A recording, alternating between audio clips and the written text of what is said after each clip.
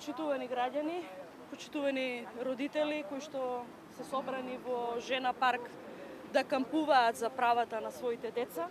пратеничката група на Социјалдемократскиот сојуз и коалицијата, што го представува парламентарното мнозинство во Собранието на Република Македонија, денеска излегува со конкретни предлози и конкретни мерки кои што се приоритет во програмата за работа на идната влада на Република Македонија, затоа што сите иницијативи на родителите, сите согледани проблеми, сиве овие години наназад се ставени и се дел од програмата која што беше и изборна програма на Социјалдемократскиот сојуз, меѓутоа се во првите приоритети за работа на идната влада. Овие родители не смеат да кампуваат за да ги добијат правата на своите деца и да го свртат вниманието на државните институции и на сите чинители во Република Македонија кои што треба да ги услушаат нивните потреби и нивните барања. Не смееме да дозволиме и нема да дозволиме парцијално решавање на проблемот на лицата со посебни потреби, децата со Даунов синдром, децата со аутизам и секој вид друга попреченост. Зошто? Затоа што сиве години наназад парцијално се пристапуваше кон сегментарно решавање на проблемот, но главниот проблем суштински не беше решен. А тоа е, не се пристапи кон измени на Законот за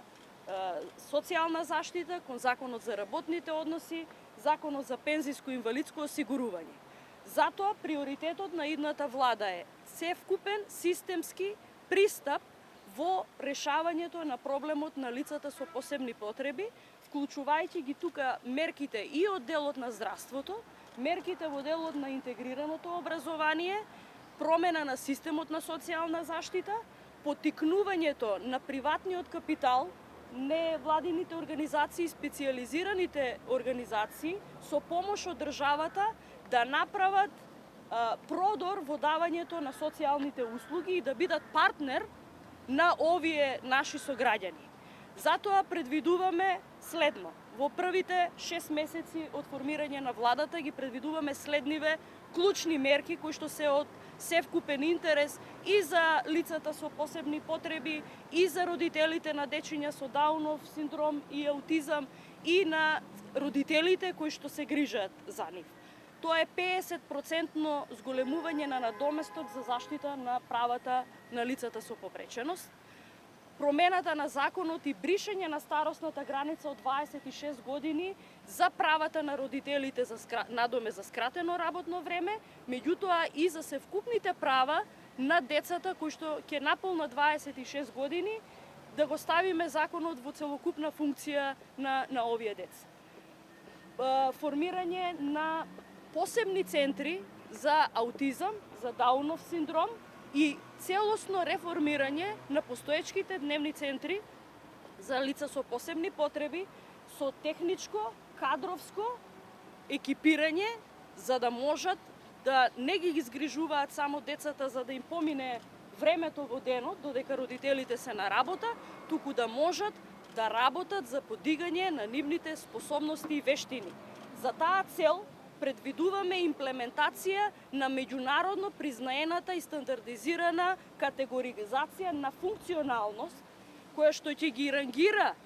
лицата, децињата со посебни потреби не според тоа што не можат, туку според тоа што можат, за да можеме да се грижиме многу за развивање на нивните способности и вештини. Тука не е само сегментот на социјалната заштита. Не можеме да дозволиме и нема да дозволиме образовните институции, предшколските установи, основните и средните училишта да бидат затворени, како досега, за децата со посебни потреби. Интегрираниот пристап,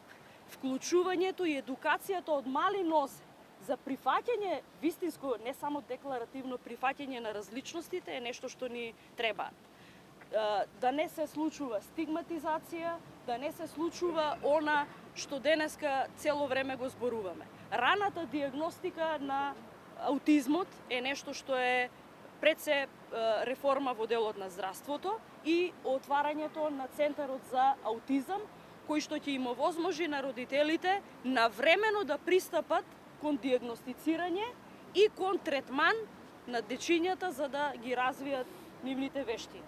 За сите овие мерки кои што предвидуваат и поголема одговорност на локалната самоуправа, бидејќи ќе децентрализираме голем дел од услугите, ќе ги вклучиме невладините организации, стручните организации за да можат да се јават како партнери на државните институции, ќе направиме релоцирање на капиталните инвестиции во изградба на мали заеднички домови за децата и за лицата кои што